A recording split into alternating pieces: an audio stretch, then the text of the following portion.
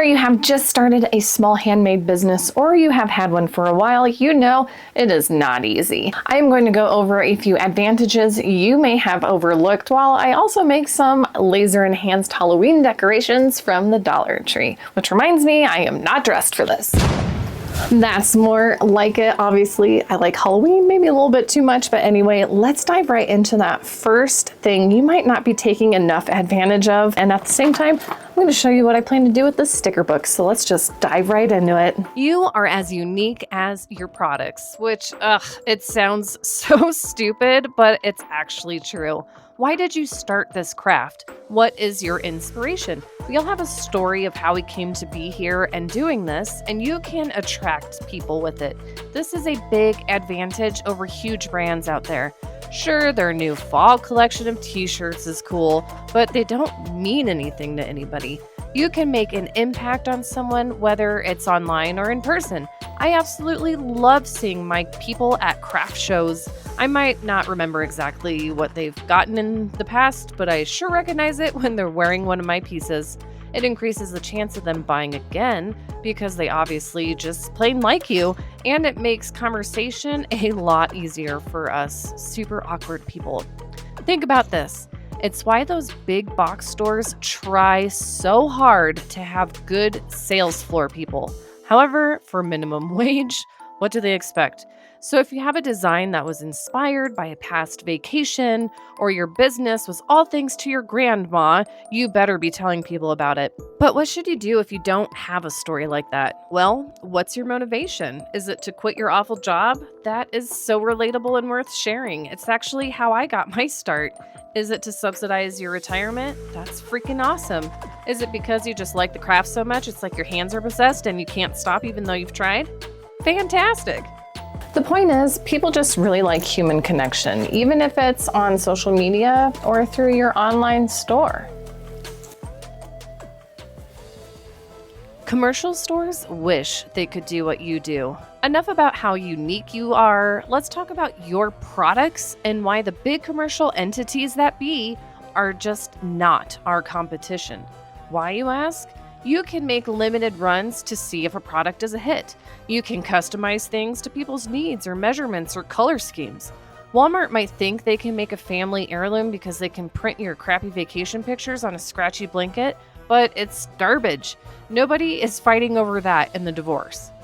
If you make one-of-a-kind or personalized things, heck, even bulk items, they automatically inherit your uniqueness. And big box stores are super jealous of that. I also think I spelled lobotomy wrong. Nah, we'll fix it later. Believe it or not, you have the capability to make real treasures, not to just share with your friends and family, but one you could sell to someone who might treasure it for the rest of their life. And I would sure hope making your products brings you a bit of joy as well.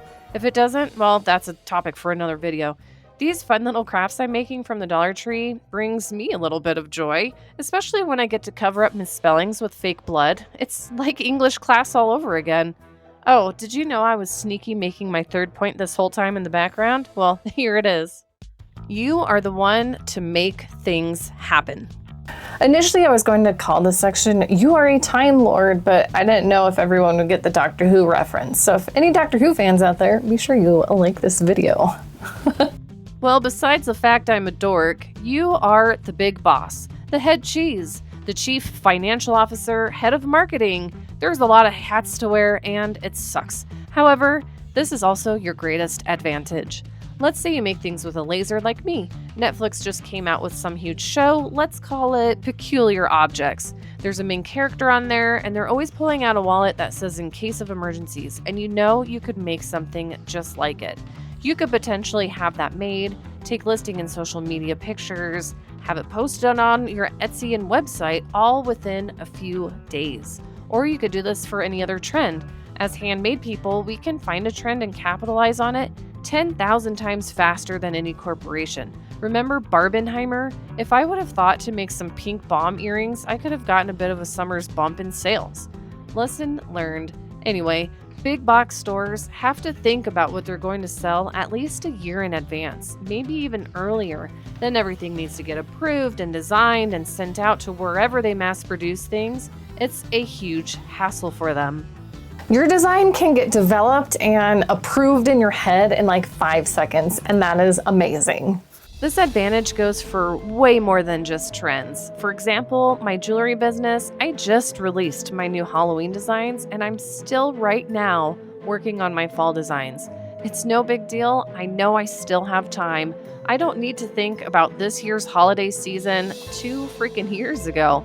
If I wanted to sell any of these Dollar Tree Halloween decorations, I'd still have time. But I always need more Halloween decorations, so obviously I'm keeping all of these. I know it can be super hard being a small handmade business, but we do have some advantages on our side, even more than I listed here, but it can still be super hard to sell products, which is why I made this video right over here. So I'm gonna eat a bunch of chocolate and I'll see you over in that video.